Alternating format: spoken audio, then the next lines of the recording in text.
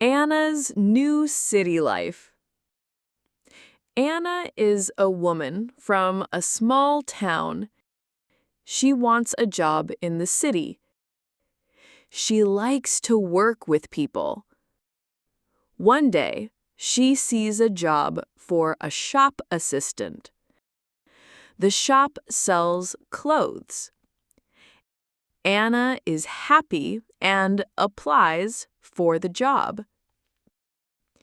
The next day, Anna gets a call. The manager says, "Come to the shop tomorrow at 9." Anna is nervous but excited.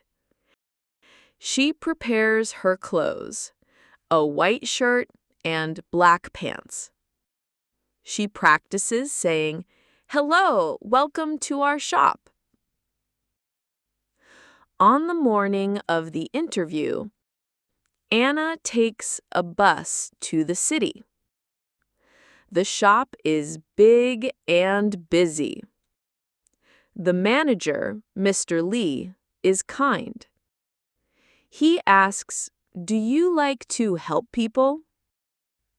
Anna says, "Yes, I like to talk and help customers." Mr. Lee smiles and says, "Good. Can you start next week?" Anna is very happy. She says, "Thank you," and shakes Mr. Lee's hand. On her first day, Anna meets her new friend, Maria, who works at the shop. Maria teaches Anna how to use the cash register and fold clothes. Anna works hard and smiles at every customer. After 1 month, Anna loves her job. She talks to customers every day and learns new words in English.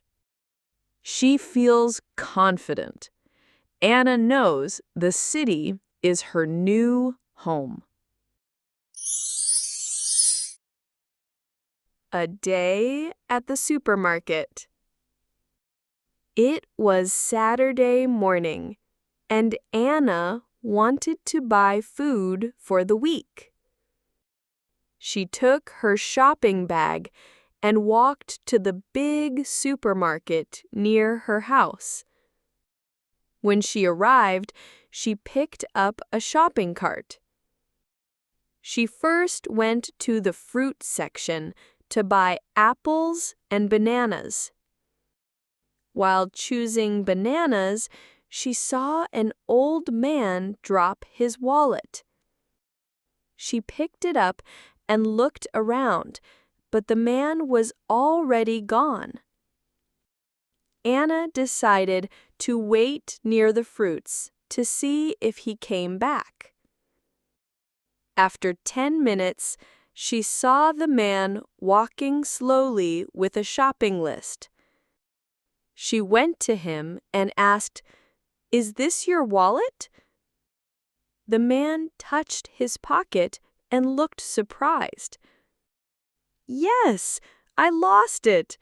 Thank you so much," he said with a big smile. His name was Mr. Brown, and he lived in the same neighborhood. He wanted to give Anna some money, but she refused. They walked together through the store, talking about their favorite foods. Suddenly, Anna realized she had forgotten her shopping list at home. She could not remember what she needed to buy. Mr. Brown helped her write a new list on a piece of paper. They added milk, bread, cheese, and vegetables. As they passed the cookie shelf, Anna saw her favorite chocolate cookies. But she remembered she was trying to eat less sugar. Mr. Brown noticed and said, "Life needs a little sweet sometimes." He took one pack and put it in her cart. Anna laughed and said, "Okay, just this once." At the checkout, Anna found out she was short on money. She did not have enough for the milk and cheese. Mr. Brown quietly paid the missing $2.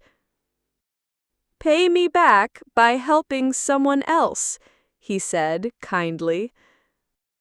Anna felt warm in her heart and promised to do that. On the way home, she saw a lost dog and remembered Mr. Brown's words. She stayed with the dog and called the number on its collar. The owner came quickly and was very thankful. That night, Anna wrote in her diary, "Today, small things made a big difference." She smiled, knowing she would go back to the supermarket next Saturday. Love in the Park. It was a sunny Sunday morning in spring. Lena went to the city park to read her book under a big tree. She brought a blanket and sat on the grass near the lake. A small dog ran up to her and started playing with her bag. Lena laughed and gently petted the dog. Then a young man came running and said, "I'm sorry, that's my dog, Max." His name was David, and he smiled nervously. Lena said it was okay and gave Max a piece of her sandwich. David sat down beside her to rest. They started talking about books, and they both loved the same author. Time passed quickly, and soon it was time for Lena to go. They said goodbye, but Lena felt a little sad. The next Sunday, Lena returned to the same spot in the park.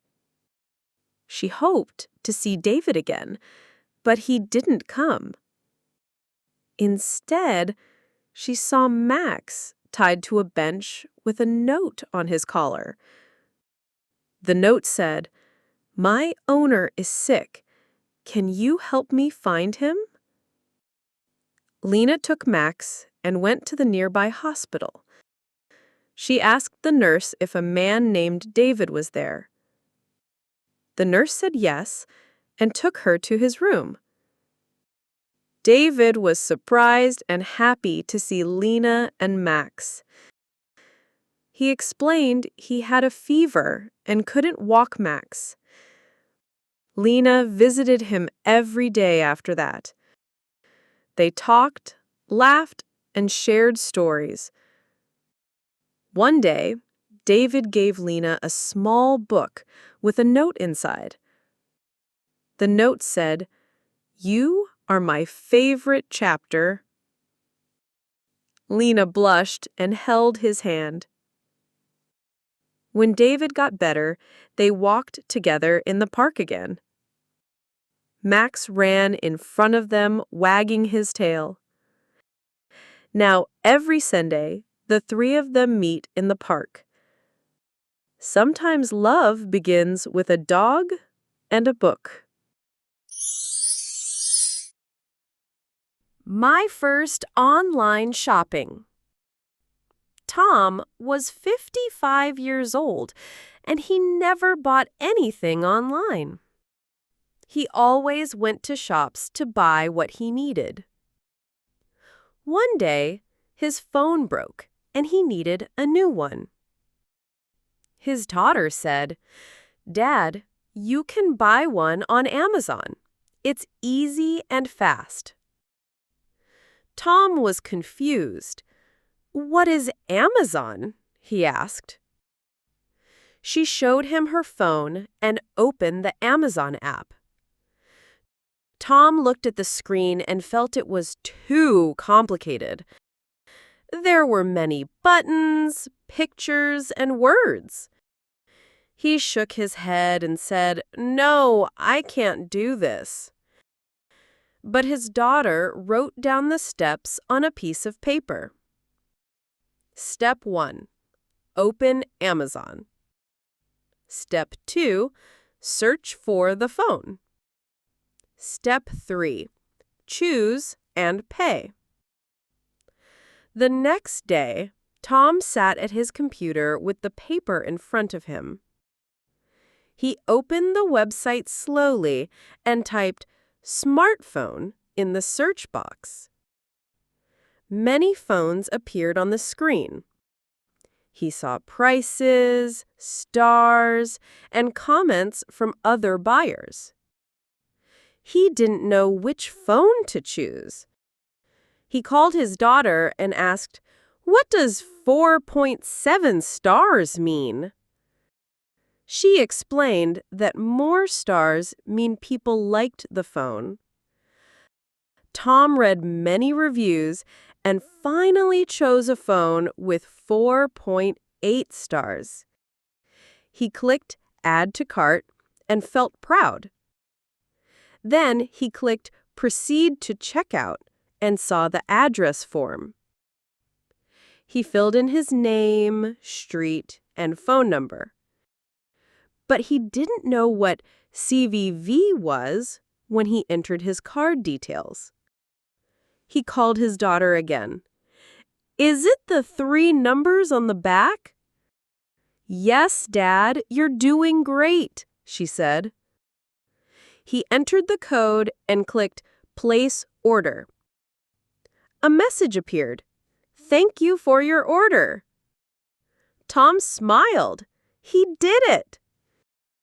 2 days later, the doorbell rang. A delivery man gave him a small brown box. Tom opened it carefully and took out the new phone. It was exactly what he wanted. He called his daughter and said, "Amazon is magic." From that day on, Tom started buying books, tea, and even shoes online. He still kept the paper with the steps on his desk, but now he didn't need to read it every time. He learned that new things can be hard at first, but not impossible. The Dream of Mars: Humanity's Journey to the Red Planet. Long ago, people looked at the night sky and saw a bright red star. They did not know it was a planet, but they gave it the name Mars. In the 1800s, scientists used telescopes to study Mars from far away. They saw lines on the surface and thought they were canals. Some believed there was water, and maybe even life on Mars. These ideas inspired books and movies about Martians and space travel. In the 1960s, real exploration of Mars began with robots. The first spacecraft, Mariner 4, flew past Mars in 1965. It sent back the first close photos of the red planet. The pictures showed a dry, rocky world with no signs of life. But scientists did not give up. They wanted to learn more. In 1976, NASA landed 2 Viking probes on Mars. They took soil samples and searched for living things. The results were unclear, but the dream of life on Mars stayed alive. Over the years, more robots were sent to Mars. Rovers like Spirit, Opportunity, and Curiosity could move and study the ground. They found dried-up riverbeds, minerals, and signs that water once flowed. This gave hope that Mars was once a wet and warm planet. In 2012, the Curiosity rover landed with a sky crane, a new and clever system. People on Earth watched the landing live and cheered. Then, in 2021, the Perseverance rover arrived with a helicopter named Ingenuity. Ingenuity made the first powered flight on another planet, a huge success. Perseverance is now searching for ancient signs of life and collecting rocks. These rocks may be brought back to Earth one day by a future mission. At the same time, scientists are preparing for human travel to Mars. Astronauts train in deserts and in space to practice living far from Earth. They study how to grow food, make oxygen, and survive in small spaces. Companies like SpaceX are building rockets that could carry people to Mars. Elon Musk dreams of building a city on Mars in the future. But there are many dangers: radiation, cold, and long travel time. A trip to Mars could take 6 to 9 months in a small spaceship. People will need food, water, air, and strong minds for the journey. Still, many young people today want to be the first Mars settlers. They study science, engineering, and medicine to prepare. Countries and private companies are working together on Mars plans. The goal is not just to visit, but to stay and learn. We want to know, was there life on Mars? Can humans live there? Mars is not just a planet. It is a symbol of hope and curiosity. From ancient dreams to modern robots, the journey continues. One day, a human will stand on Mars and say, "We made it." And that moment will change history forever. How TV changed the world. A long time ago, people could only see moving pictures at the cinema. They had to go out to watch stories, news, and music. In the 1920s, a young inventor named John Logie Baird worked in a small room in London. He wanted to send pictures through the air, like radio sent sound. In 1926, he showed the first working television to a small group of people. The image was small, black and white, and very blurry. But it was a start, the birth of television. At first, only a few rich families could afford a TV set. The pictures were still not clear, and the screen was tiny. By the 1950s, TV became more popular in homes across Europe and America. Families would gather in the evening to watch news, shows, and sports. Children loved cartoons, and adults enjoyed dramas and music programs. TV changed how people learned about the world. For the first time, they could see events as they happened, like moon landings and wars. In 1969, millions of people watched Neil Armstrong walk on the moon, live on TV. It made the world feel smaller and more connected. Color TV arrived in the 1960s and made shows more exciting. By the 1980s, almost every home had a television. Cable TV brought more channels for sports, movies, and music. People could now choose what to watch, not just what was on one channel. In the 1990s, remote controls became common. You no longer had to get up to change the channel. TV also began to influence fashion, language, and culture.